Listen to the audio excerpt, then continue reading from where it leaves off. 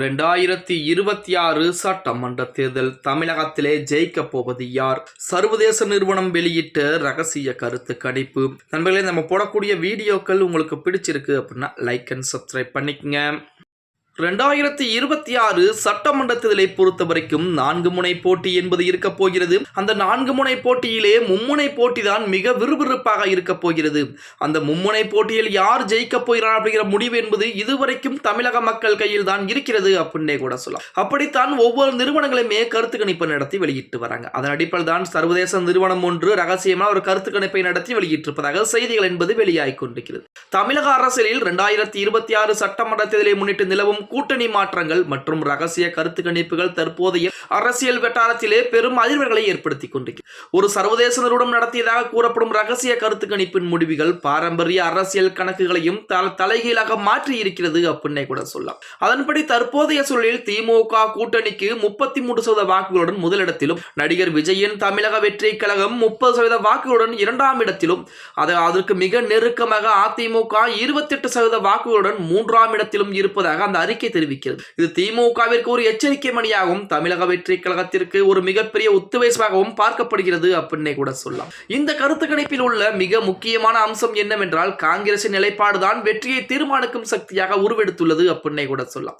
காங்கிரஸ் கட்சி தற்போது திமுக கூட்டணியில் நீடிப்பதால் திமுக முன்னிலையில் இருக்கிறது. ஆனால் ஒருவேளை காங்கிரஸ் தனது நிலைப்பாட்டை மாற்றிக்கொண்டு தமிழக வெற்றி கழகம் பக்கம் சாய்ந்தால் ஓட்டு மொத்த தேர்தலும் முடிவுகளும் மாறிவிடும் அப்படின்னே கூட சொல்லலாம்.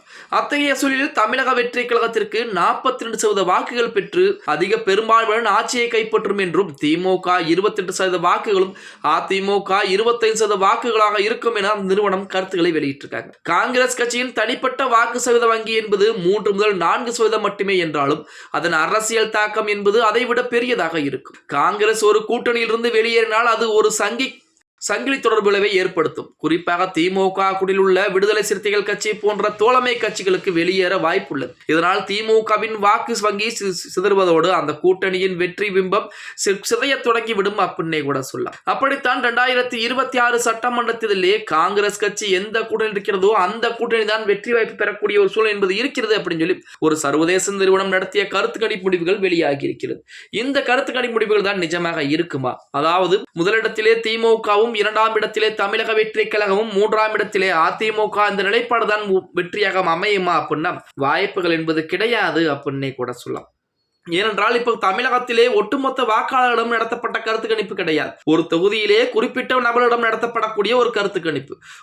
ஒரு பானை சோற்றுக்கு ஒரு சோறு பதம் அப்படிங்கிற மாதிரி ஒரு குறிப்பிட்ட நபரிடம் நடத்தப்பட்ட கருத்து கணிப்பு முடிவுகள் அப்படின்னே கூட சொல்லலாம். ஆனால் தேர்தல் நேரத்திலே இது மாற்றம் அடைவதற்கு அதிகப்படியான வாய்ப்புகள் தான் இருக்கிறது. ஓகே கைஸ், வீடியோ பிடிச்சிருந்தா மறக்காம லைக் அண்ட் சப்ஸ்கிரைப் பண்ணிருங்க. அப்படி இந்த வீடியோ ஃப்ரெண்ட்ஸ் அண்ட் ஃபேமிலிக்கும் ஒரு ஷேர் பண்ண மறந்துடாதீங்க.